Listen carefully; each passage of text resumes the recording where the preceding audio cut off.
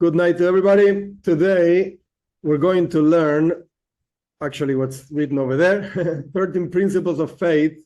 What do Jews believe on? This is what we're going to learn. And God willing, it's going to it's not going to be difficult. It's not really difficult concepts. There's a lot of information we can talk about. So I'm just going to present information, and then we can discuss what's really going on. Let's go. First of all, the main source we're going to learn these ideas from is called the Rambam. Rambam is actually the letters of Rabbi Moshe ben Maimon. You can see them over there in the screen. He was born in Spain. He passed away in Egypt. And those are the years he lived on. That means a few years ago. He was a very interesting character in Judaism itself. He was a rabbi, doctor, philosopher. Okay, that's like what everybody knows. But the point is that when he wrote as a rabbi, as a doctor, as a philosopher, everything together, everything like mixed in together. So you can find in his writings all kinds of ideas. Again, like he can talk to you about food, what's the proper food to eat. He can talk to you about the laws of Judaism. He can talk to you about really deep ideas. So he wrote many things. The most famous are Guide for the Perplexed. It's called Moida Nevuchim in Hebrew. That was a book written for a certain students that were deviating themselves from Judaism into Aristotelic philosophy. So he wrote a whole book, very complex book. The most of people don't really learn the whole book. You just use it as a reference. The Rambam says in this particular part, okay, so you go and read that particular part and that's it. It's a very complicated book, Guide for the Perplexed. Then he wrote a comment, first he wrote a commentary on the Mishnah. The Mishnah is the main body of the oral law. And even though his commentary is not the most famous one, but it's one of those printed at the back, in the back of every single Talmud edition. You have the commentary of the Rambam on the Mishnah. He wrote it when he was young. And then he wrote the Mishnah Torah. This is the main work that he wrote, that it comprises all the laws of Judaism. One of the greatest things on this book is that he wrote, I repeat, all the laws. Everybody in his times and after him also only wrote those laws that were actually practical. Like, we don't have a Beis Hamikdash, a temple in Jerusalem. We want one, and the third one is going to be built by Mashiach speedily in our days. Okay, but today we don't have it. And if today we don't have it, in the days of the Rambam, of course, we didn't have it. So most of the halachic authorities did not really delve into those laws because anyway, they were not practical. So what do you need them for?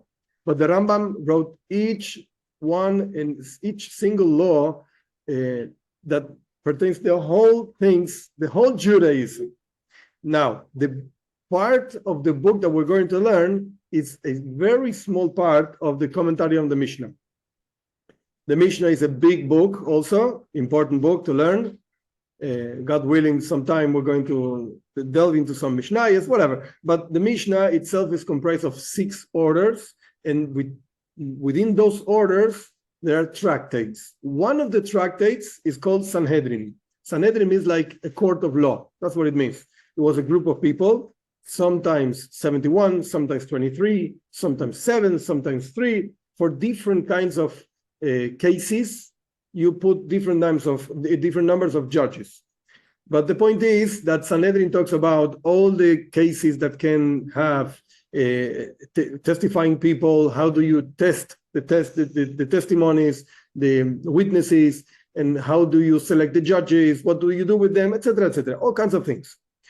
There's one chapter within this tractate, within this order of this book called Mishnah. We went from down up. One chapter, a tractate, which is comprised of many chapters, within the order of the Mishnah. One chapter of Sanhedrin that talks about basically the world to come. Not necessarily what's going to happen, but who actually goes into the world to come. Later on, not now, later on, we're going to discuss what's this idea of world to come, but not now. We're going to talk about this later.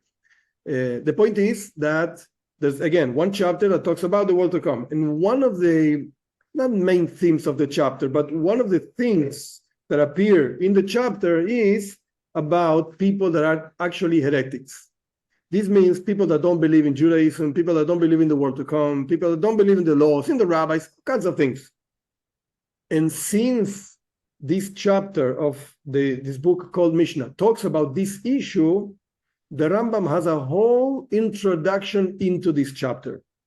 Besides explaining the laws, he first of all says, okay, wait a second. If we're going to define somebody that for some reason does not have a share in the world to come, so to speak, quote unquote, so to speak, not to be misunderstood, like God says, you, I don't want you with me, no way. So we have to understand what brings a person to be considered into that category. Why would a person be considered into such a category? And to explain that, the Rambam says, I'm going to explain what Judaism is all about. There are 13 principles that every single Jew, man, women, doesn't make any difference, has to believe on. We're going to explain them. Patience.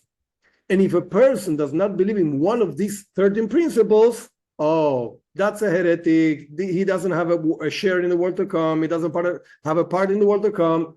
Okay, and then after you have the whole introduction of what are the principles of Judaism, so now you can understand, now we can understand what the chapter talks about. This guy doesn't have a part of the world to come. This other guy doesn't have a part of the world to come, and so on.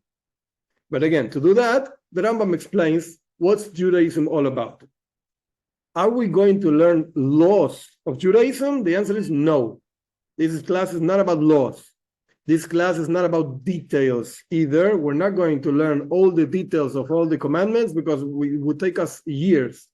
No way. We're just going to learn main ideas, basic ideas, fundamental ideas of Judaism, that if a person, for some reason, for any reason, does not believe in any of these ideas, we have a problem. We have a big problem.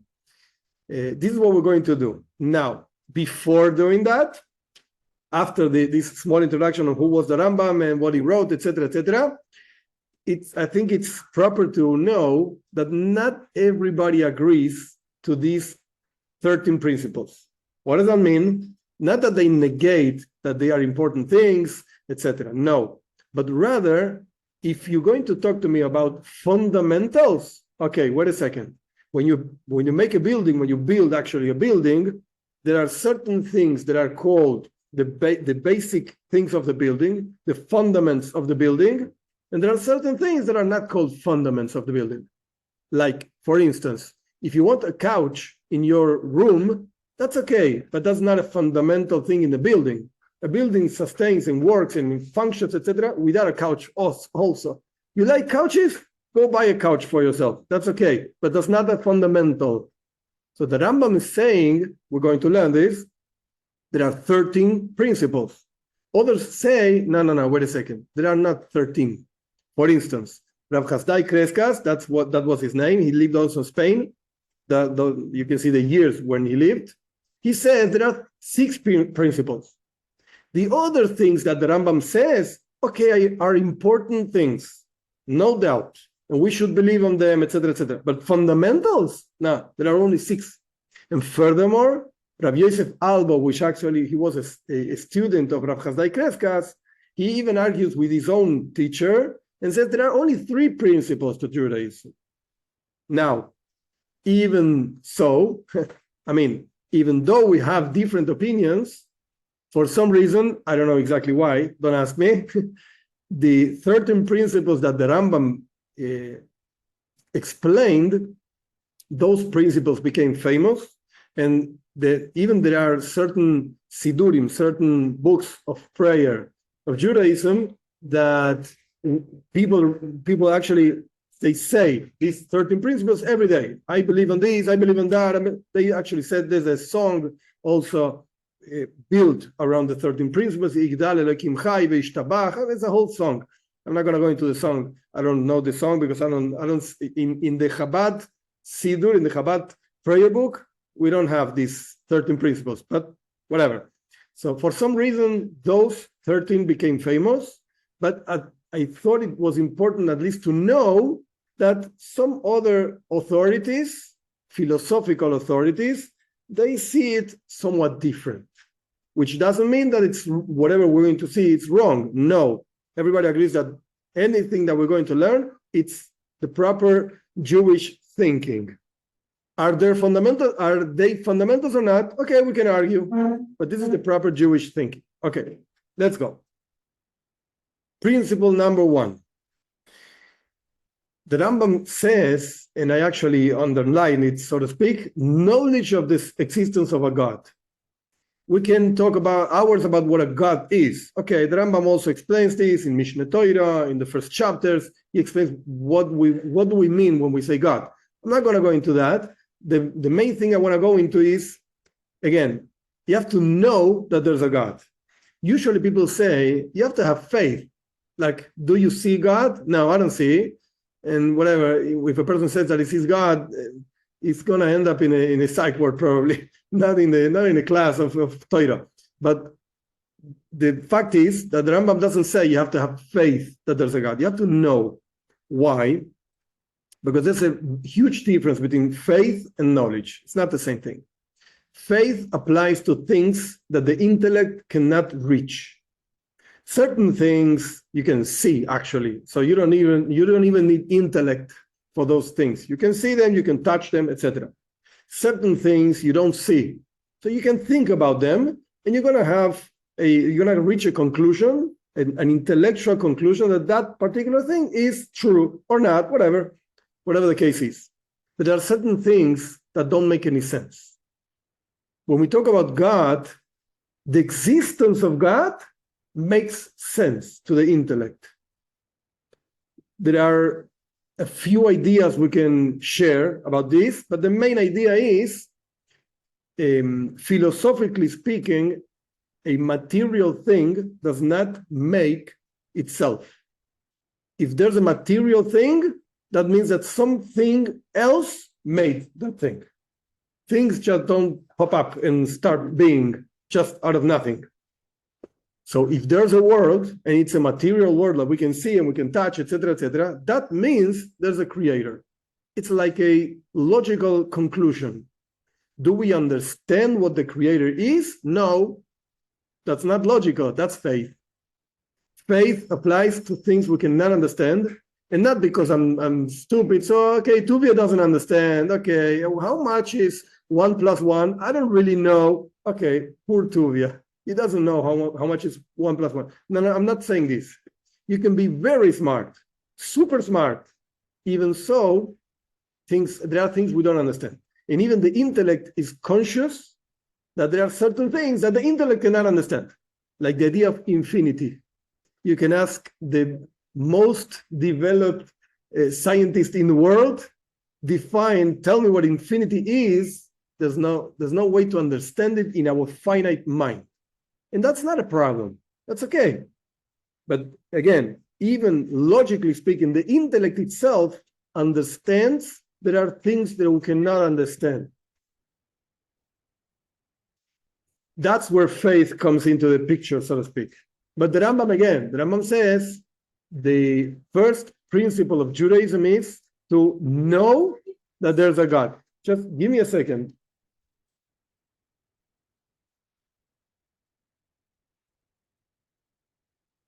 Not now.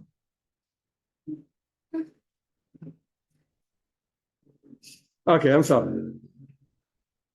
This is the first idea, knowledge of the existence of a God. The Rambam goes further. This existence is not just like you and me. It's a complete existence. What does it mean, a complete existence? That doesn't have any kind of limitation at all. Not limitation on space, not limitation of time, as we're going to explain later also what does it mean, space, time, etc. And the idea of completeness of this existence that is God is that everything depends on him, God, to exist. But he doesn't depend on anything else to exist. That means even, God forbid, we say that the world doesn't exist and nothing else exists, God doesn't stop existing. He doesn't depend on us, but we depend on him. That's what it means in the words of the Rambam in a different book, whatever, Mishna Torah. That's what it means, a true existence. True existence means he is the only one that is really independent of anything else. We depend on him. Okay. For most, not for all of them, but for most of the principles, the Rambam brings a verse. Where do you see this idea? Even, I'm not going to read it to you because it doesn't make any sense, but in one of the principles, I forgot exactly which one. We can look it up later if you need. But in one of the principles, the Rambam says, I'm not here to tell you all the verses where these ideas are. But the truth is that for most of the principles, he brings a verse, a pasuk, to say, look, you want to know where this is found? How do you learn this? Why am I saying this is a principle? Because the Torah says, I'm God your Lord. The first command, I'm God your Lord. So that means that we can somehow relate to him, intellectually speaking. Again, I'm not saying we understand what he is, what God is. No, we don't understand. And we're never going to understand until Mashiach comes and God is going to be revealed, etc., etc. But we can know that he exists. Yes, this is the first principle. Know that God exists and that his existence is complete. Absolutely complete. Let's go. Principle number 2, the oneness of God. What does it mean, oneness of God? It doesn't mean that there's just one God. No. It's a lot deeper than this, but the Rambam doesn't go into the deepness of each concept because let's not forget, he's not writing a book on these ideas. No. He's bringing these ideas as an introduction to understand something else. So his main point in this place where he writes these ideas is not really explaining the deepness of Judaism. No. He wants to explain what a heretic means, who doesn't have a place in the world to come, a piece or whatever, a part in the world to come, who does have, etc. But he wants to bring these principles. That's why actually it's a very short text for most of the principles, but are deep ideas. Oneness of God. What does it mean, oneness of God? Again, philosophically speaking, intellectually speaking, God is one, but it's not one as a couple. Like when you see a couple, you have man and woman, or whatever, husband and wife. It's one couple, yeah, but it's composed of two components. So the Rambam says, forget it. That's not God. It's not composed of two components. And it's not one like in species. We say the species of cats. Okay, cat, there's a cat. When you say cat, that actually includes all the cats in the world. They're basically, quote unquote, all the same. They are cats and they're dogs. Yes, but actually, when you talk about cats, you are talking about millions. I don't know the number of cats in the world. I don't care either. It's okay. But there are millions of cats going around in the world. So even though you're talking about the cat, yeah, but it actually includes many, many individuals into that category called cat or dog or whatever the case. So God is not like that. It's not one, but actually there are many individuals. No. God doesn't have any parts. The Rambam also emphasizes this. It's not composed of different components. Not at all. His oneness is something that we cannot really understand. And one more point that maybe I didn't emphasize this enough, but these are principles of faith. After all, again, let's go back just for a second to the first principle. We say, okay, you have to know the existence of God. But what God is, now that's faith. Forget it. And for the second principle, basically the same idea applies. Okay, God is one. Yeah, very nice. You can intellectually also reach the conclusion that God is one. He cannot be two. Because we're going to see later, he doesn't have a body. Okay, but the point is that do we really understand the oneness of God? No. That's something that goes into the category of faith. What's the verse where we learn that God is one? So the Rambam also quotes a verse, Shema Yisrael Hashem Elokeinu Hashem Echad, here Israel, God, etc. God is one. So there we have second principle. Let's go for a third. God doesn't have a physical body. In human minds, we're used to think about most of the things, not everything, most of the things in the way they are found actually in our lives, in our bodies, in our world, so to speak.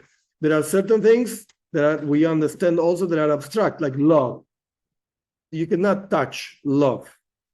You can do actions that express love, but you can't touch it. So we can actually deal with abstract ideas also. But the idea of God does not include at all a body. I put the picture of a body, but to be on purpose, so to speak. God doesn't have a body at all. What does it mean that God doesn't have a body? It means that nothing happens to him. What does it mean to happen to him? Nothing that happens to bodies actually happens to God. He does not stand, he doesn't sit, he doesn't sleep, he doesn't wake up, nothing that happens to us. Why do I go to sleep? Because I'm tired. My body is tired, like my soul is never tired. So my body is tired for whatever reason, and I need to go to sleep. My body is hungry for whatever reason, I need to eat, etc., etc. I need to sit because I'm tired, I need to stand up because whatever. But God doesn't have a body, he doesn't get tired.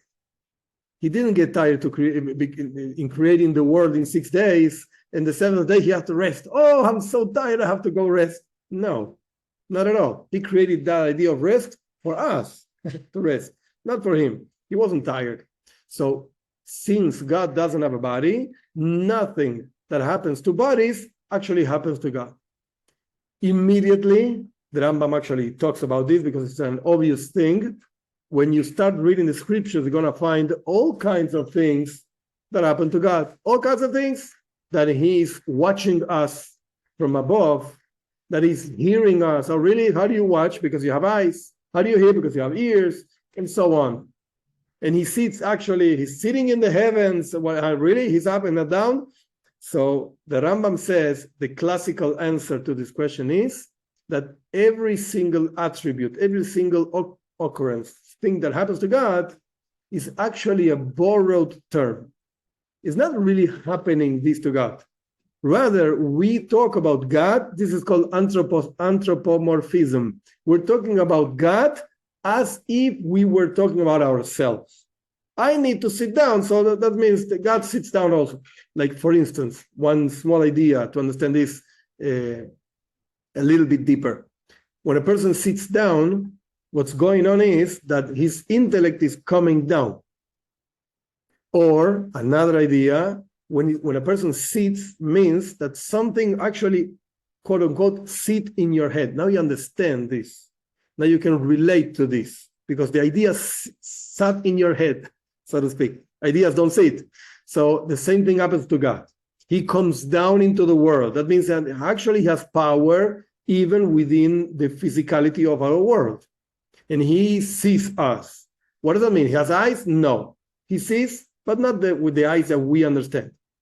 I explained in a different class, I'm going to do this very briefly because I explained it already, but since we're dealing with this idea, so I'm going to share it. A deeper way of understanding this is the classical answer that the Rambam offers. God doesn't have a body, but he sees. He doesn't have eyes. It's just a borrowed term. Okay. Eyes, human beings have eyes, God doesn't have eyes. Classical answer. A deeper answer, a little bit more complicated. Actually, he really has eyes. And our eyes are only a representation of the true eyes that are God's eyes. Like when we say, the Torah says that God took us out of Egypt with extended arm. It doesn't have arms. What do I mean? Yeah, actually, it's the opposite. God has arms, and our arms are just an image, so to speak, a drawing, quote unquote, of the real arms that belong actually to God. How do we know What's the verse that tells us, teaches us that God, this third principle, doesn't have any image and any body, etc., etc.? So the Torah says, because you didn't see any image. Moshe Rabbeinu is talking to the Jewish people before going into Eretz Israel, the land of Israel, and he says, when you received the Torah, you didn't see anything. So don't come to think that God has an image, has a body, etc., etc. That's the third principle. Let's go to number 4 and number 5. Some I put together because they're shorter, so to speak, in the text of the Rambam. That doesn't mean that they're shorter in understanding, but whatever. Principle number 4 is that God is eternal. What does that mean? God is not limited by time. He's not limited to time. The next I wrote there, time itself is a creation. The Rambam doesn't say this. I'm putting in this because it's a classical Hasidic thought. The Maggid of Mezrich, the second Hasidic master after the Baal Shem Tov, who was the founder of the Hasidic movement, he brought this idea in, like time itself is a creation. What does that mean? Imagine in a scientific experiment, any experiment, scientifically speaking, has to have a moment that it begins and a moment that it ends. Because you have to evaluate the results of your experiment in a specific amount of time.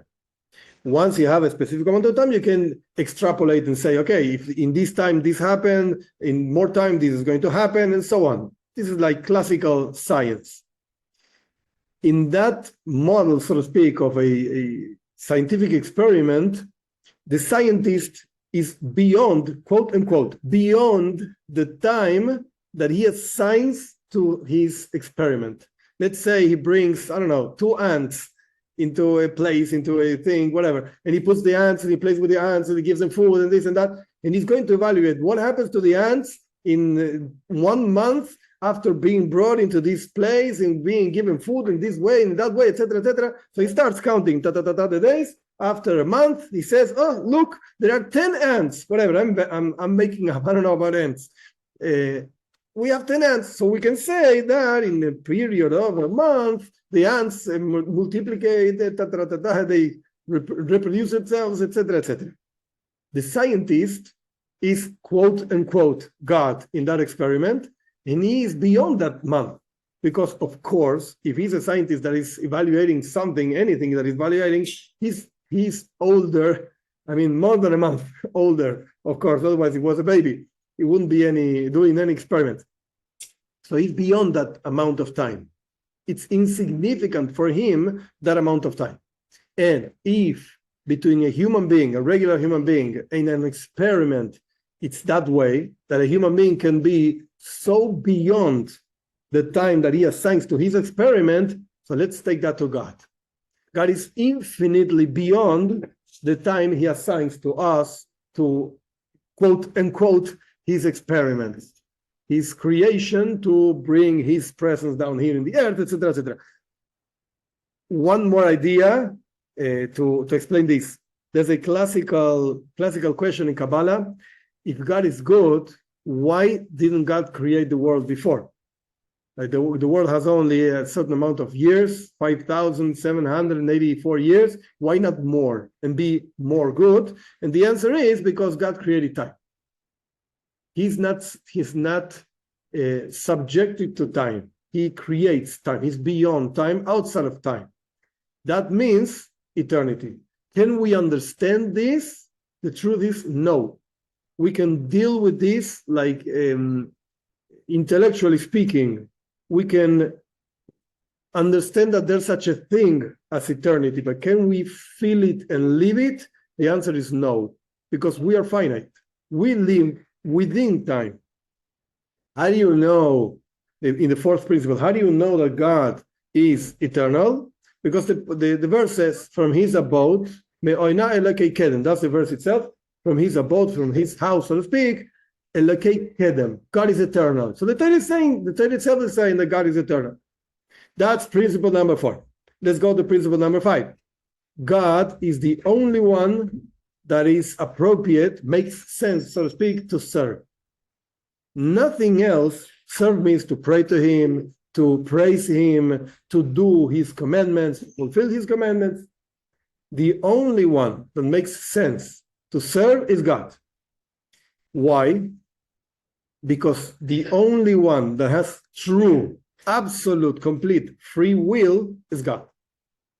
Does that mean that we don't have free will? No. Don't misunderstand. Free will is a whole deep concept in Judaism, in philosophy. The Rambam talks about this also, not in this book that we're learning, so to speak, this part of the book that we're learning. It speaks about this in different places, but we do have free will. But the only one that actually decided to start this whole thing, even before we existed, it was God. And why did he do this? Because he has the real free will. He wanted this world, and he wanted us in his world, revealing his presence, etc., etc. So why should you serve anything else that is not more than a creation? Doesn't really have free will. This gives a like an introduction to the next concept, intermediaries. One of the things that Rambam emphasizes in this fifth principle is there's no such a thing as an intermediary between God and man, creation. Man, woman, everything is the same, as I mentioned many times. There's no intermediaries. They shouldn't pray to something else in order to, whatever, have sustenance or have health or whatever you want. Doesn't make any sense, because anything else doesn't really have free will. God is deciding everything that's going on, that is not going on, and so on. So this principle means that, again, the only one we should actually contemplate whether we should fulfill his commandments or not. Of course we should, but I'm saying God decided to give us free will to decide whether we want to do it or not. Okay, we want to do it and we're going to do it, etc., etc. But the only one that makes sense whether to decide whether we should do it or not is God. If I give you a commandment, you can argue and you can say, wait, Tuvia saying things like this, like that, I think in a different way.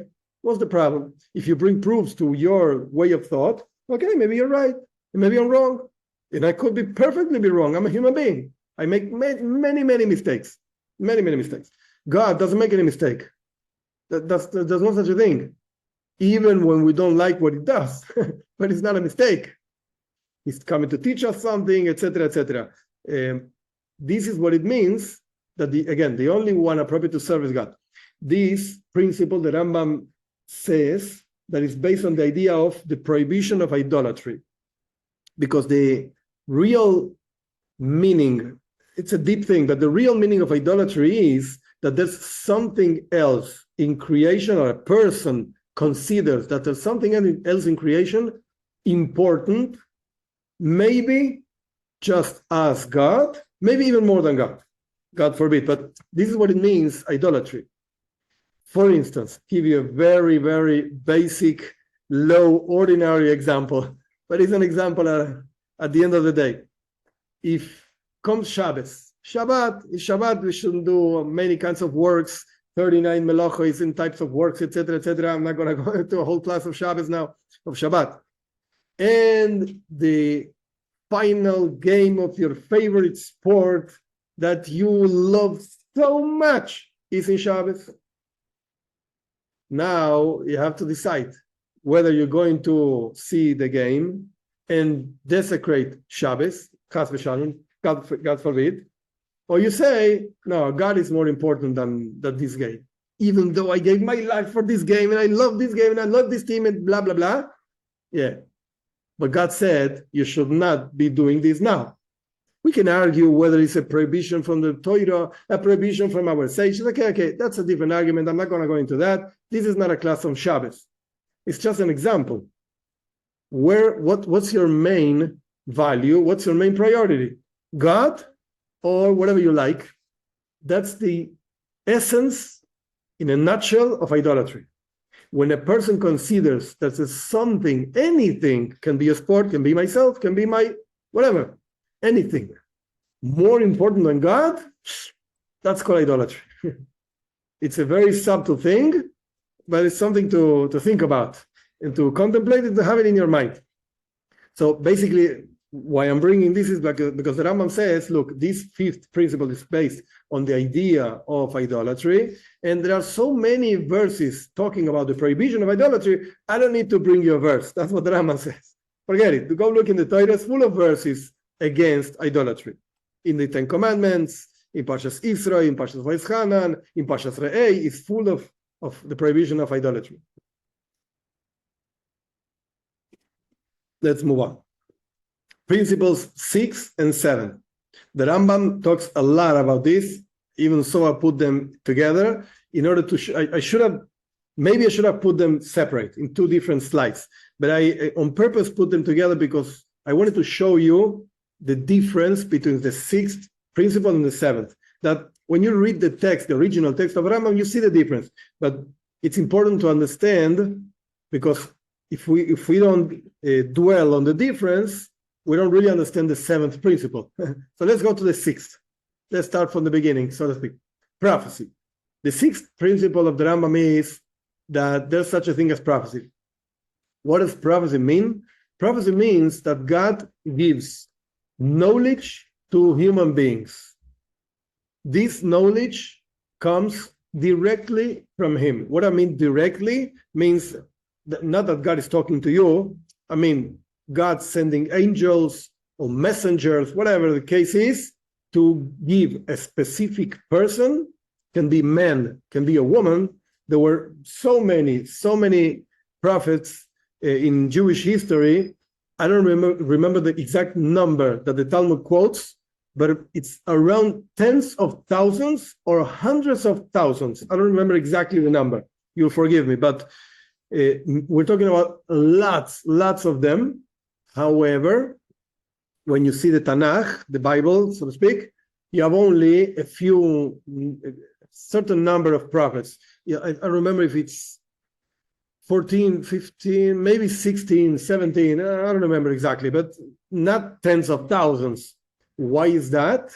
Because most of the prophecies were not necessary to be registered for next generations.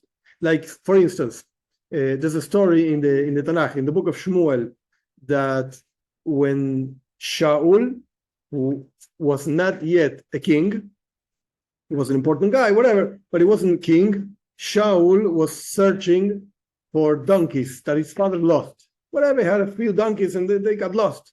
So Shaul went out to search for the donkeys of his father, and he couldn't find the donkeys. They were lost. So a guy that was together with Shaul told him, look, let's go to Shmuel, who's a prophet, and he will tell you where your donkeys are. So we see from this story, very small story, that there was a prophecy. I mean, Shmuel was a huge important person in the history of the Jewish people, in the history of the world, whatever. There's a whole book of Shmuel, Shmuel Aleph, Shmuel Beis, first book, second book, whatever. Shmuel was an important guy. One of the jobs, so to speak, of Shmuel was, hey, prophet, I lost my donkeys. Can you tell me where they are? So the prophet, whatever. Oh yeah, your donkeys are, you know what? In such and such field, in such and such place. It looks like something so unimportant. So that's why certain prophecies, most of them were not recorded, were not registered. And most of the prophets, we don't even know their names. And furthermore, there are certain prophets that we know their names and their prophecies are not registered. For instance, there's a story of Nasan Hanavi, Prophet Nasan. He lived in the times of David HaMelech. Nasan, God Hanavi. They were, I think it was God. I don't remember, or whatever. I think it was called God. But there are certain prophets, again, we know they existed. Hulda Hanevia, it was a woman. There were many prophets. We don't know what they said, but they existed. Now, again, the principle itself, number 6, is that God gives prophecy to human beings. Now, this doesn't happen to everybody. At least it didn't happen to me yet. I don't think it's going to happen either. But whatever. What are the conditions for a person, man or woman, to be considered a prophet? What are the conditions? The Rambam quotes a few of them, and I actually copied this from a different book, But I thought it was important to understand in order to have tools also. If anybody, there's a Mishnah, there's a teaching of our sages in the Ethics of Our Fathers, Pirkei Avos. You should have an answer to people that come question things in Torah. You should have answers. You should know the answers. Okay, we don't know the answer to everything, and it's okay. You can say, I don't know. It's not a problem. But at least one should try to have certain answers. So one of the things that the Rambam explains in this book, Mishna Torah, not in the book that we're learning, in a different book, is precisely what are the conditions for a prophet, to be considered a prophet. I didn't write everything because it's many chapters, but within the conditions are, it has to be a wise person, has to control his emotions. If he gets angry, if he gets depressed, forget it, it's not a prophet. Has to have really big and ample understanding of things, has to know the mystical things of Torah, has to sanctify himself or herself, separates from earthly matters, earthly things like a prophet is not a guy that is sitting and doing videos in YouTube. Forget it, he's not a prophet. Prophets don't deal with YouTube and with internet and with, no. Prophets are very, very special people. Do we have prophecy today? That's an argument. The Talmud says we don't. In Soita, at the end of Soita, and the tractate Soita, the Talmud says clearly we don't have prophecy today, but there are certain different levels of prophecy. Not everything is the same. So you can say that today we also have prophets, but in a different level, not like they used to be, that Ishaya Hanavi, one of the highest prophets, etc., they used to stand and start talking, and then the words of God were coming out of their mouth, literally. Okay. The Rambam says that this particular principle, number 6, that God gives prophecy to human beings, which, between parentheses, I showed you before. Let's go back a little bit, just a second. You'll see this is interesting. In this slide, you see 3 principles of Rabbi Yosef Albo. One of them is prophecy. He says this is something really, you can imagine. Again, Rabbi Yosef Albo is not arguing with the Rambam, saying you don't know what you're talking about. Judaism, there's no such a thing as no. He's saying whatever you're saying is not a principle. It's not fundamental. However, there are 3 things that are indeed fundamental. One of them is prophecy. Let's go. Okay. So let's go back. Principle number 6. The Rambam says, I don't need to bring you verses to prove the idea of prophecy, because you go read the whole Torah is talking about prophets. And you have the books of prophets, etc., etc. Now, let's go to principle number 7. I wrote it very, very short, but it's a very important principle, and actually one of the things that is the sources, so to speak, fundamentals of Judaism. Besides what the Rambam says, this is one of them: the prophecy of Moshe Rabbeinu. One of the things, I didn't write it down. I'm explaining, so to speak, outside the text itself. One of the things of a prophet. How do you really distinguish whether a person is a prophet or not? I can sit here and say, look, it's going to happen, blah, blah, blah. Am I a prophet or not? Okay, the way to prove that a prophet is right is that whatever he says is going to happen actually happens. And not just once. One time and second time and the third time and many times. The Rambam writes like this language. Many, many times we prove the prophet, and every single thing that he says is going to happen actually happens. Not that close to what he said. No. Exactly what he said. This is what happened. This is the way to prove that a certain person is a prophet. And again, the Rambam says you have to prove him many times until you actually can say, this guy, whatever he says happens, so this guy is a prophet. Okay, but Moshe Rabbeinu is different. Why do we believe in Moshe Rabbeinu? Not because he made miracles, not because he was a good guy. No.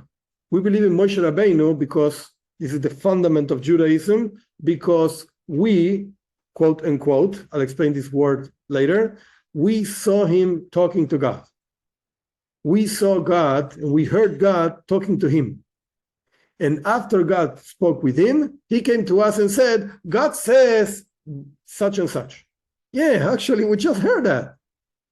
So because in the giving of the Torah, we heard God talking to Moses, and giving him certain commandments, and we heard this, we saw this, we understood this, and then Moshe came to us and said, "Look, this God said this and this and that." That's why we believe in Moshe Rabbeinu. In other words, the prophecy of Moshe Rabbeinu, and this is the seventh principle, it's much higher than the prophecy of any other prophet. Any other prophet.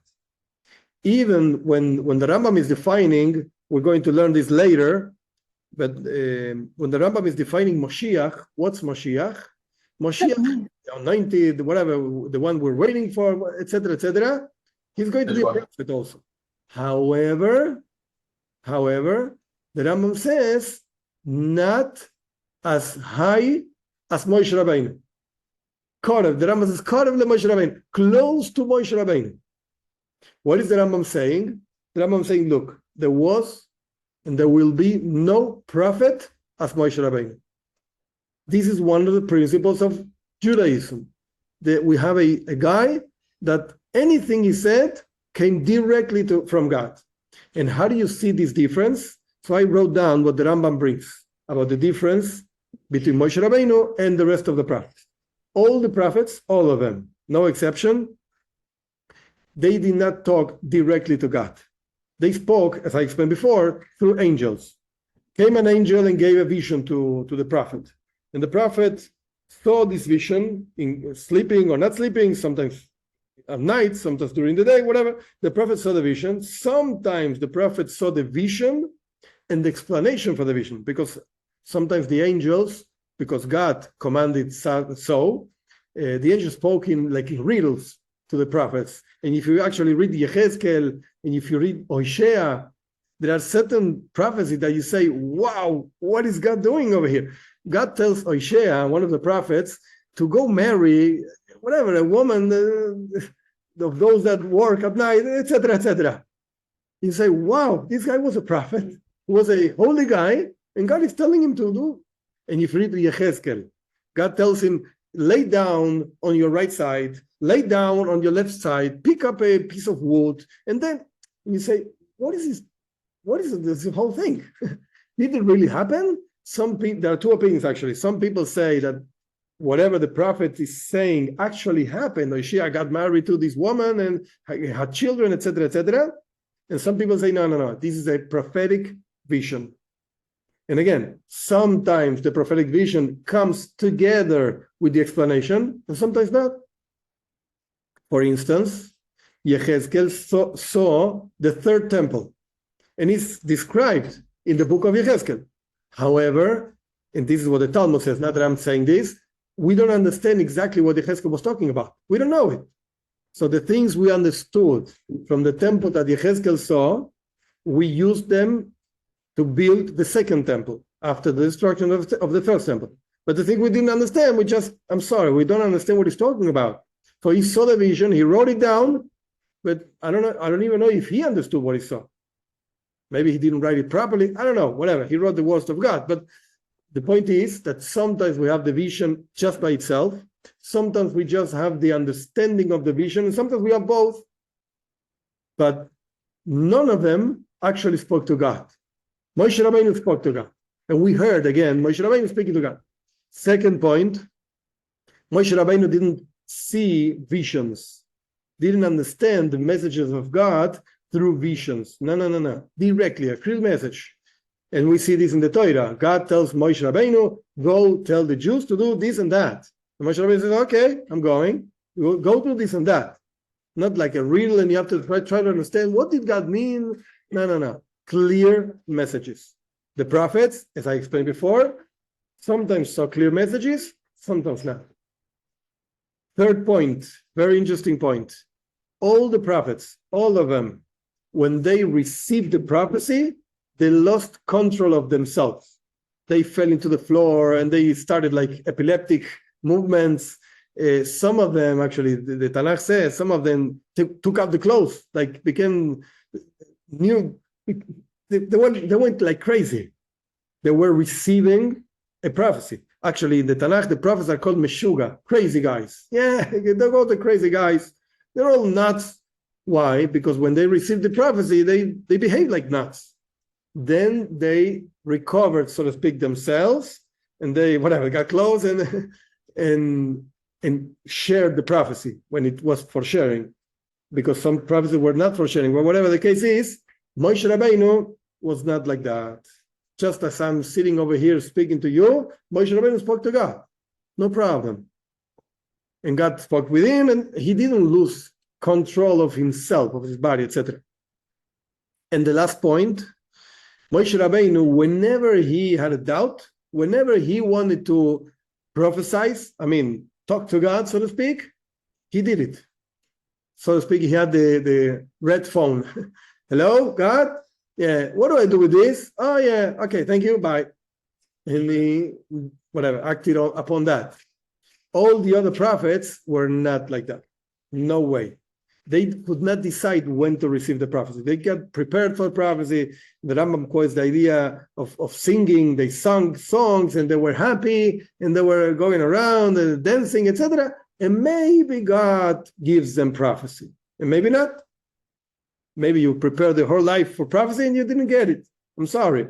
Moshe Rabbeinu, whenever he wanted, of course, whenever God wanted, also contacted Moshe and told him ideas, of course. But what I'm saying is the other way around. When Moshe wanted, he got messages from God. That's the four ideas, so to speak, that Rambam quotes, where we see that Moshe Rabbeinu was way, way beyond all the other prophets. And this is the seventh principle of Judaism, the prophecy of Moshe Rabbeinu. Number 8 and 9, also very, very important, very interesting, important. Torah is divine. What does that mean that Torah is divine? It means that the Torah comes from God. And this is one of the things, as I spoke before, Rav Yosef Albo says this is one of the three principles, the true, so to speak, three principles of Judaism. Torah is divine. That means comes from heavens. It's not something that somebody wrote. It's not something that a group of people came up with, or whatever case people say. Scholars in universities learn the Torah and say, no, 5 guys wrote this. There's a guy called Avaya, there's a guy called Elohim, there's a guy that was a priest, there's a guy that was a Levite. In Yiddish we say Bobe Maises. Stories of the grandmother. No way. Torah is divine. This is what Jews believe. Again, it's a belief. We have no proof to that, intellectually speaking. It's a belief. You can find, and it's okay, and it's fine, it's interesting, many places in the Torah that show you that this is something divine. That it could never have happened or could never have been expressed in such a way if it wouldn't come from God.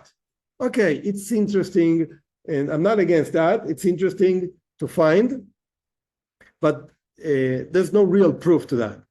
Like, for instance, there's something called the Bible codes or something like that.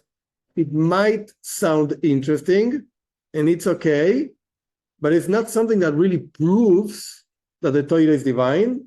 And also, and this is very important, it's not something that proves to be true, even though it's very interesting, but it's not true. What do I mean?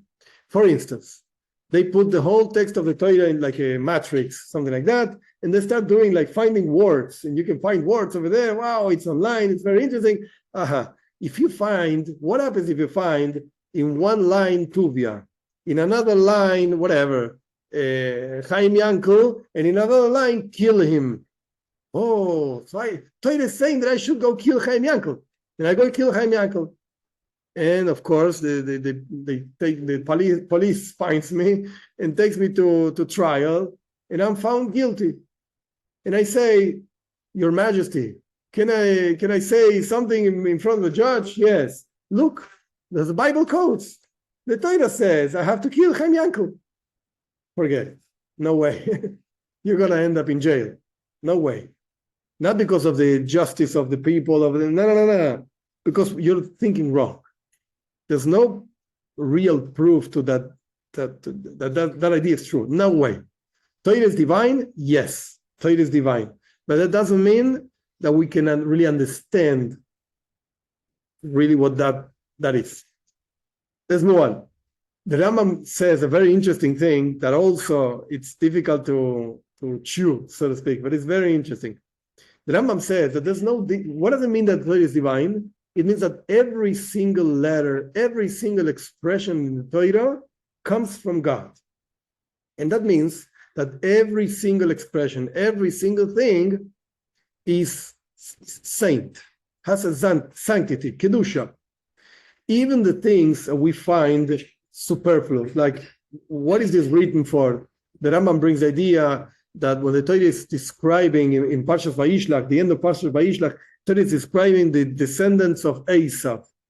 And it brings all kinds of names and then kinds of people and Achos Loitan Timna. He says that the sister of Loitan, it's the name of a person, was called Timna. What do I care? What's the name of the sister of Loitan?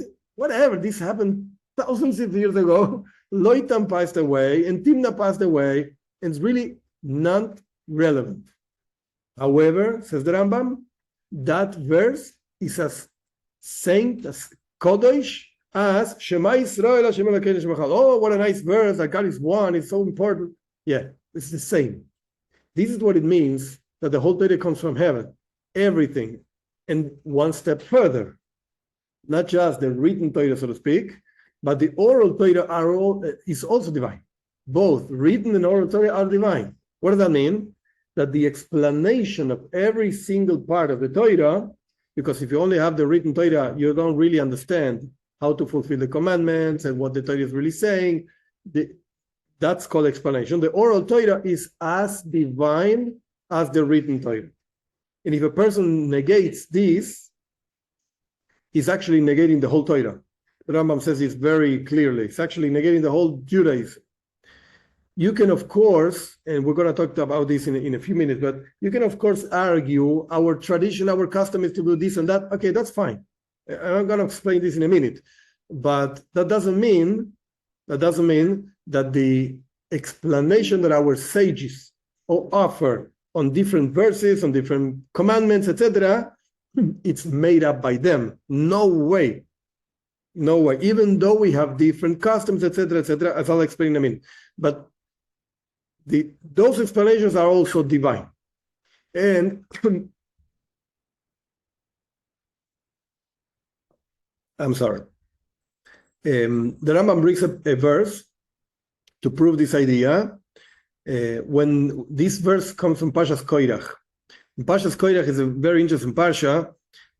When actually Koirach was a cousin of Moshe Rabbeinu, and he rebelled against Moshe Rabbeinu. I'm not going to explain the whole Koirach story right now. It's not the point. It's not the point now. But the important point is that after the rebellion of Koirach against Moshe Rabbeinu and Aaron HaKohen, etc., Moshe offered a solution to this rebellion. And Moshe basically said, look, if I'm right and Koirach is wrong, so let the earth open from below Koirach and shoot the earth, swallow Koirach. Let the earth swallow Koirach. And if I'm wrong and he's right, so I should pass away, whatever. And Moshe Rabbeinu ends up his words saying basically what the Rambam is quoting over here. Then you'll know that God sent me. Then you'll know that anything I do and anything I say and explain is not my idea. It's not coming from me. Both the things that are written and the things that are oral, that I'm explaining to you how things should be done, God sent me. That's the proof that Rambam brings to explain that the oral Torah is also divine. Okay, that's principle number 8. Let's go to principle number 9. Torah, it's eternal and won't change. Because it is divine and God doesn't change, and God is eternal, Torah is also eternal, and it doesn't change. What does it mean it doesn't change? The Rambam brings a verse that there's actually a commandment, one of the 613 commandments we cannot add to the Torah, and we cannot take from the Torah. What does that mean? I cannot, and a prophet, even a prophet, I'm not a prophet, but even a prophet cannot come up with a new commandment. Oh, from now on, there are 614 commandments. I'm adding a new one. What's the new commandment? To drink water from a blue glass. Oh, okay.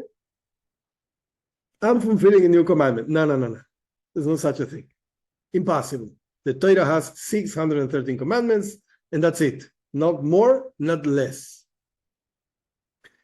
This is what it means, basically, that the Torah doesn't change and will never change. Always be the same. After all, the Rambam doesn't say this, I'm adding up this.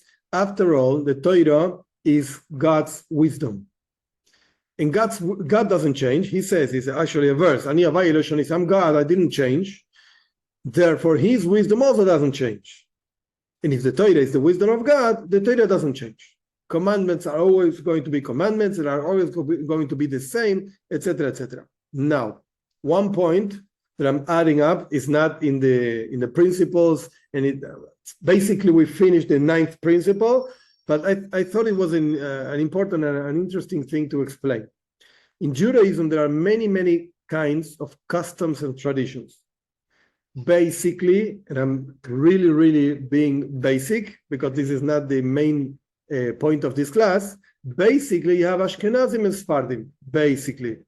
Within Ashkenazim, you have many kinds of customs and traditions. Within Sephardim, you have, and there are also Teimanim and Mizrahim, etc., etc. But I'm being very basic over here. I want to emphasize this, so nobody should be offended. There are other traditions also, and important, holy, etc., etc. Basically, Ashkenazic and Sephardic. Ashkenazic, they come from Europe, Eastern Europe, and Sephardim come usually from Spain, from Syria, from different places. Okay. Mizrahim, Teimanim, again, there are other traditions. So then you're going to ask me, wait a second, which one is the correct one? Which one is the true one? And if a rabbi comes to me and says, no, we do things this way, and the other rabbi that you also appreciate says, no, we do things in a different way. Who's right? Who's wrong? Apparently, there are many Torahs, many Bibles, many Judaisms. It looks funny, looks strange, and looks also interchangeable, so to speak, because with time, different traditions became actually traditions. And before that specific thing was a tradition, actually, it didn't exist. For instance, simple example, there's a part of the prayers, it's called Aleinu Leshabeach. Most of the customs is to finish the prayers, the morning and the afternoon and the night prayers, with this prayer, actually, with this thing called Aleinu Leshabeach. And it's written by at least the first few verses, very few first verses, by Yoshua bin Nun, the leader of the Jewish people that actually went into the land of Israel with the Jewish people after the passing of Moshe Rabbeinu, Yoshua. The tradition is that Yoshua wrote, Aleinu Leshabeach, Adonai Koel, etc. We should praise, upon us is to praise God, etc., to the master of everything, etc., etc. Okay. So what happened? How did people pray before Yeshua? There was no such a thing as Aleinu Leshabeach. And how did people pray actually before this prayer of Yeshua actually got into the Siddur, into the prayer book? So probably people didn't say that. Probably in the times of the Beis Hamikdash, of the temple, people didn't say this. At some point in history, don't ask me when, I don't know, but at some point this became a tradition. So Judaism changes, Torah changes, because before we didn't have this tradition, now we have this tradition. And the same thing happens with Ashkenazi and Sephardim. Before such a division existed, because there was a time that such a division did not exist. There were no Jews basically in Eastern Europe, and no Jews were Sephardic in Spain, whatever. Everybody was together in the Eretz Israel, in the land of Israel. So there was no such a thing as this tradition, that tradition. It was just one thing. So at some point, something, quote unquote, changed. And the Rambam says that the Torah never changes. but it does change. The explanation is very simple. The fundamentals of the commandments do not change and will never change. Some details, oh yes, there are customs and traditions. Certain Jews do things in one way, certain Jews do things in a different way, and the Talmud itself says, Eilu ve'eilu divrei Elokim chaim. Both this way and that way are the words of the living God, and are true and are holy, etc., etc. And it's a whole big thing to explain how actually both traditions are true. Okay, it's for a different class. But the point is that, again, we're talking of here, the principle of Judaism is that the fundamentals are always the same. Kashrus, the laws of what can you eat, what can you not eat. Every single Jew, Orthodox, whatever, Hasidic, not Hasidic, every single Jew in the world has exactly the same rules. The fundamentals of the rules are the same. Some details, traditions, that might change. Yes. And might even change with time. Yes, it can change. At a certain time, we do things in one way. At a different time, we do things in a different way. I mean, time in history. 2,000 years ago, we did things one way. 2,000 years ago, afterwards, we do things in a different way. That's okay, because the fundamental is the same. Things didn't change.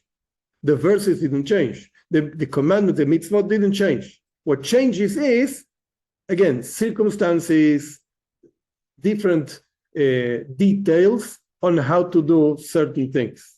As long as those details, those quote-unquote changes come from a holy place, they're fine.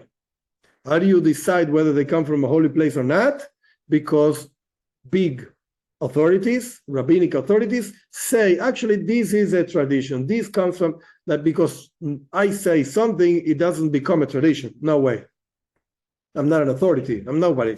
So because certain authorities, historical authorities, that all the Jewish people actually relates to these people as authorities, and everybody accepts that this guy is an authority. When this guy says something, could become a tradition. But not because every rabbi says something, it suddenly is a tradition. And one more point that I think is important, even though it's not part of the principle itself, just to finish this idea, it does not make any sense at all to mix customs and traditions. No way. No way. If Sephardic Jews do things in a certain way, that's holy and pure, again, as long as it's based on the traditions of the great authorities, etc., that's holy and that's good for Sephardic Jews. If an Ashkenazic Jew does certain things in a certain way because the tradition is that's okay. But you cannot mix them. It doesn't make sense. No. You can choose which path you want to live with.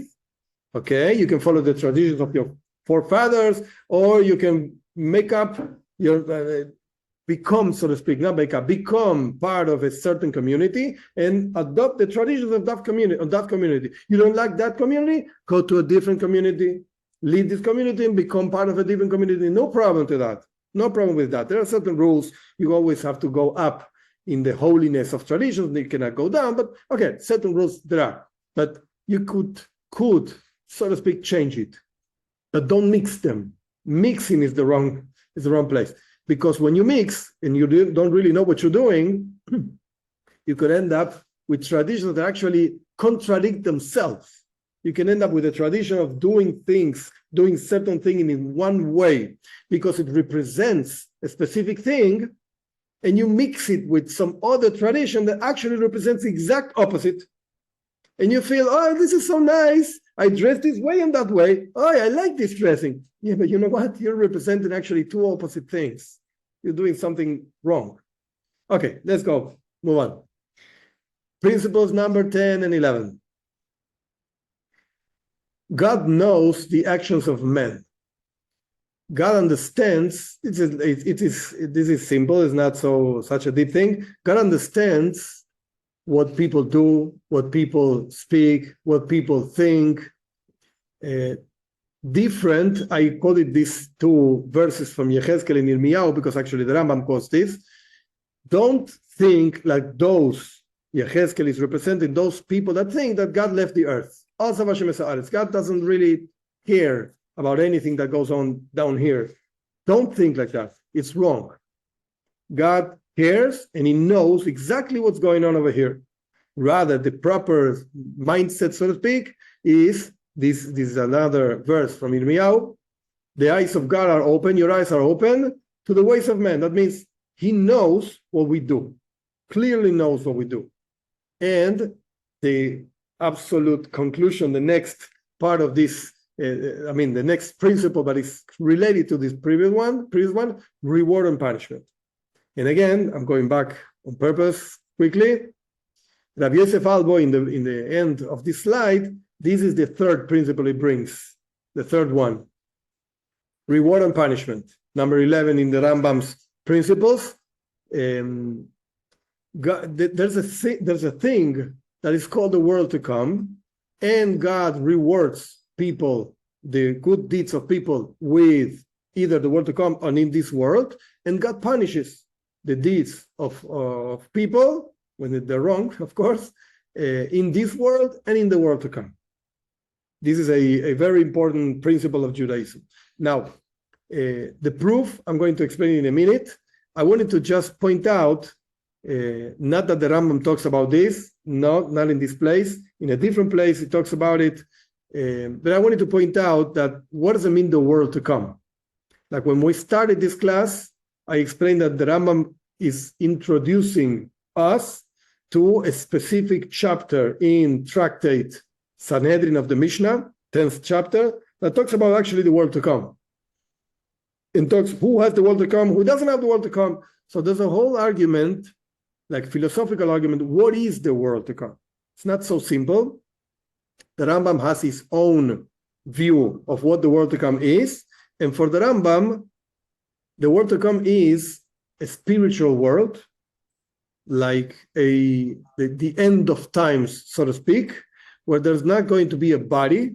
We're not going to be living in this earth. Rather, we're going to be like spiritual things.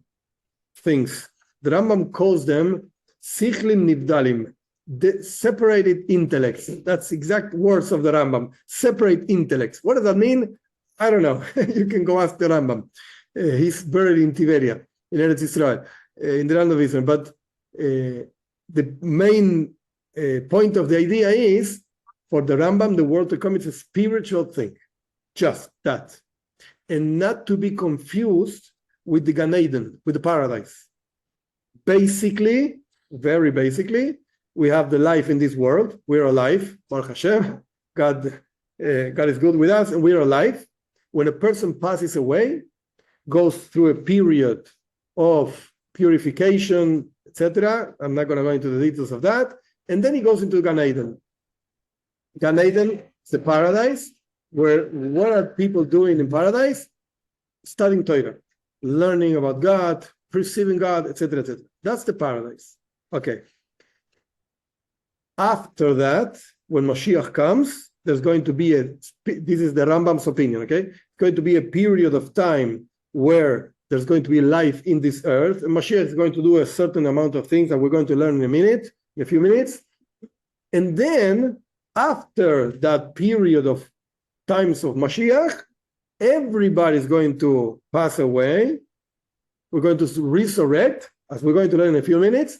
And then again, everybody's going to pass away, forget it, spiritual life. The end of times, so to speak, is constant and eternal spiritual life, perceiving God, understanding God, knowing Torah, etc. This is the opinion of the Rambam, Maimonides. The Ramban, Nachmanides, he lived around 100 years after the Rambam, in Spain also. He has a different opinion. And why am I bringing this?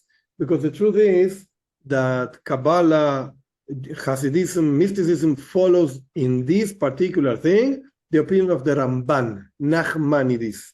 pay attention that I wrote Rambam with an M at the end, or Ramban with an N of nothing at the end. Two different guys. That's why I wrote also Rabbi Moshe ben Nachman. That's the Ramban. Rambam and Rabbi Moshe ben Maimon. That we're learning these principles of the Rambam.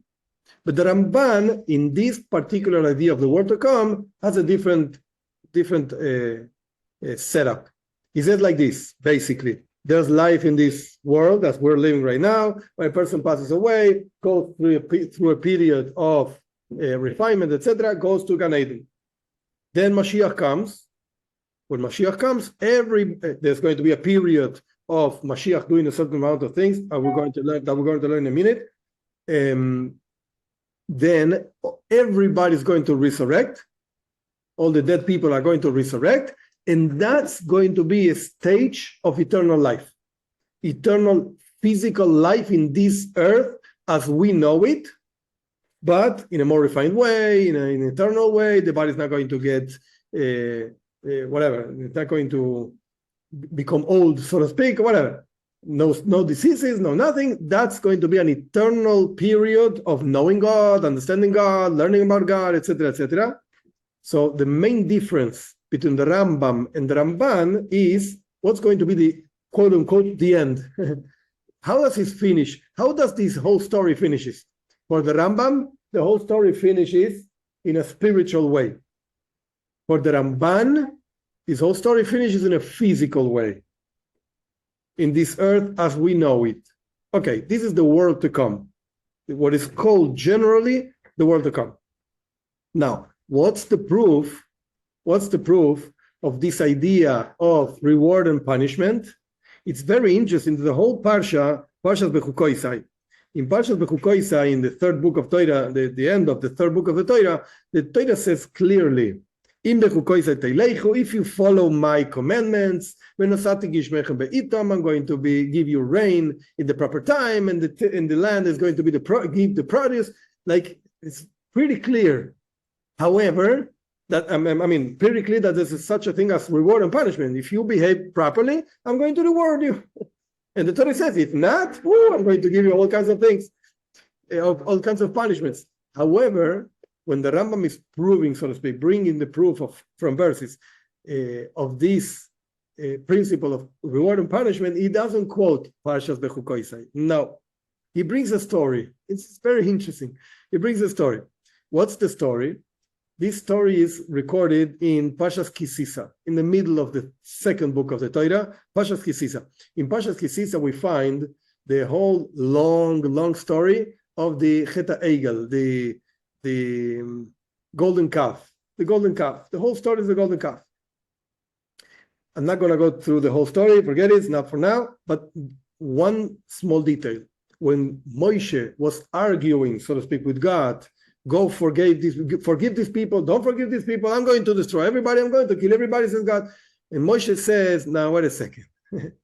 If you kill everybody, erase me from your book.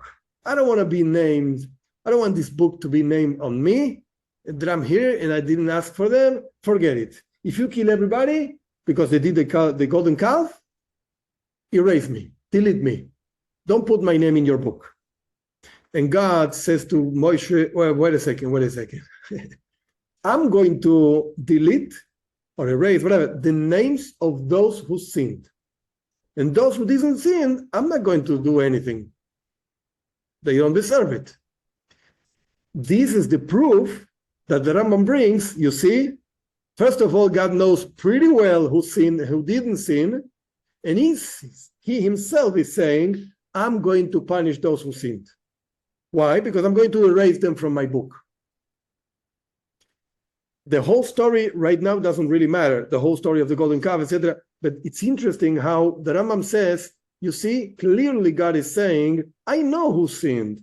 I know the people that actually served the golden calf, prepared the golden calf, etc., etc. So why should I punish everybody? You're right, Moshe Rabbeinu. I'm not going to punish everybody. I'm just going to punish those who sinned. Oh, there you go. There's a principle of reward and punishment. Okay, let's go to the last two principles. First, I'm going to say it very quickly, and then we're going to go to the details. The last two principles are the idea of Mashiach. Mashiach means a person. I'm going to read the details in a minute. It's a person that comes to redeem not just the Jewish people, but the whole humanity, and bring the revelation of God, bring this end, quote unquote, end of times. Actually, the eternal end of time, so to speak. Or like the Rambam says, spiritually speaking, or like the Ramban says, materially speaking. Okay, you can go either way, whatever way you want. But that's Mashiach. It's a person, it's a man, human being, without all kinds of conditions, as we're going to learn in a minute. That's principle number 12. There's no Judaism without Mashiach. And the Rambam even says that a person should await Mashiach constantly and should think about this every day. And even we say in prayer every day, 3 times a day, we say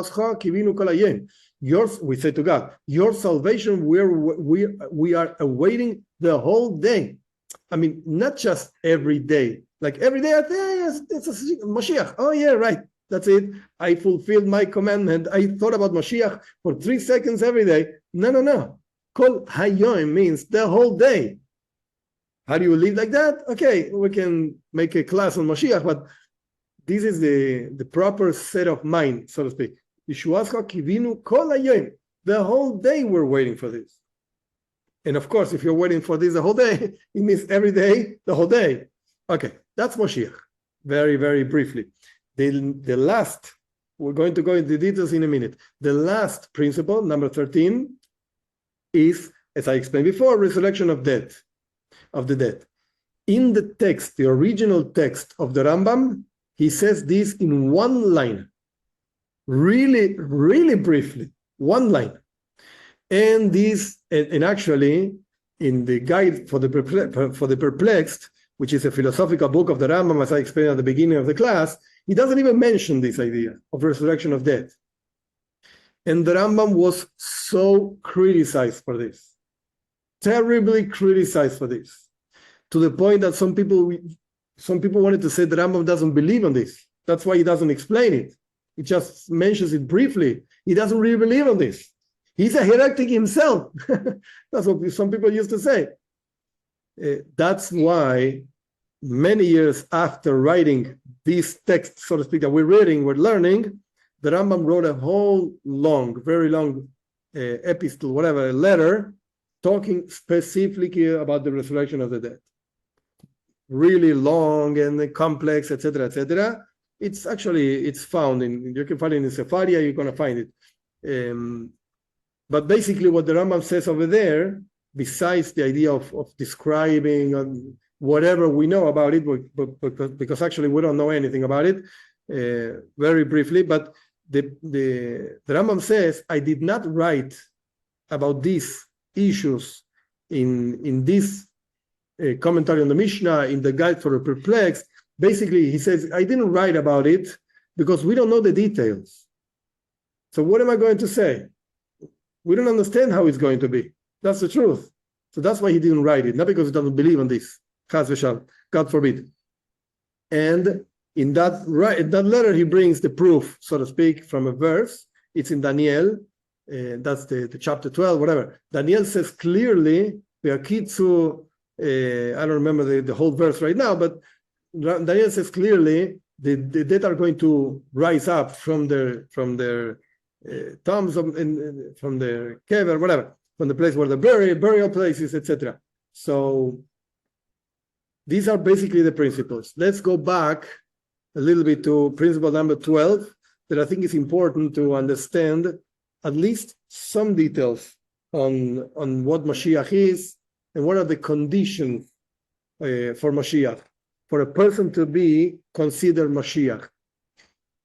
These conditions, the Rambam doesn't bring them in this commentary that we're learning. He brings them in Mishna Torah. And he says basically, I'm just going to read what is written over there because it's easier. First of all, Mashiach, again, it's a man. It's a human being, a man and not a woman. And he's a descendant of King David and King Solomon. Even today, we have families that have the tradition to be descendants of the tribe of Yehuda, which is the tribe of King David and King Solomon. Certain families have this tradition. It has to be a person that learns and strives in learning Torah, not just that he knows a few verses here, a few verses over there. He's really knowledgeable in Torah.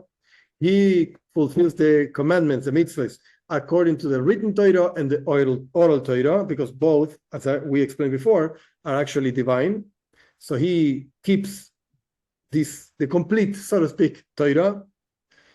He strengthens the Jewish people to follow the Torah, the oral Torah, the written Torah, etc., etc. He has to build the temple in Jerusalem. It doesn't mean that he has to build them with the hands. It's impossible to build a whole temple with your hands and just alone. It means that he's the one, like the architect. He doesn't really build the whole building. He's the architect of the building, whatever. He's the guide that leads people to build the building. So he has to build the temple in Jerusalem, in the proper place, not anywhere else. And he has to gather all the dispersed Jewish people from all the places in the world. If this man does these ideas, these things, then we are certain this is Mashiach. If the person tries to do this, any person tries to do these things, but if he fails, then we're certain that this is not the Mashiach we're waiting. Maybe he was a tzaddik, a righteous person. Maybe he was a great guy. No problem to that, but it's not Mashiach because he didn't do this. Now, the Talmud itself discusses this. Very interesting in Sanhedrin. Can be a living person, can be somebody that comes from the non-living people. The Talmud says this clearly. So not necessarily is a person that is alive today. Maybe he was alive, he passed away, and somehow, don't ask me why, don't ask me how, he's going to be Mashiach. I don't know. And there are so many different midrashim and works of our sages and opinions. We don't know how this is going to happen. That's the truth. But one last point, every single commandment has a definition. Because if you don't give a definition to a commandment, so you don't know whether you fulfill the commandment or not. Like, for instance, Pesach. Pesach is the festivity that we celebrate, that we went out of Egypt, and we have to eat matzah. The Torah says, "Ba'erev tochlu matzahs." And the night of the 14th to the 15th of Nisan, you have to eat matzah. So you have to tell me, in order for me to know whether I fulfill or not the commandment, how much, what is matzah, what is considered this bread, whatever, and how much do I have to eat? A whole box? 3 boxes? 10 boxes? I don't know. A very small part? How much do I have to eat in order to fulfill the commandment? There has to be a clear, very clear definition. Otherwise, we don't know whether we fulfill or not. The same thing applies to Mashiach. There has to be a definition. And not that we chose this definition because we would like a guy that knows a lot of Torah. Yeah, it makes sense. No, I don't care. Okay, whatever. No. This is the definition of Mashiach. And any person that does not fit precisely with this definition, so it's not Mashiach. Again, maybe he was a great guy, Mazel Tov, so to speak. Very nice. But it's not Mashiach. Has to fit this definition. That's why the Rambam actually, again, clearly defines what is the Jewish Mashiach we're waiting for, the anointed, whatever, that we're waiting for.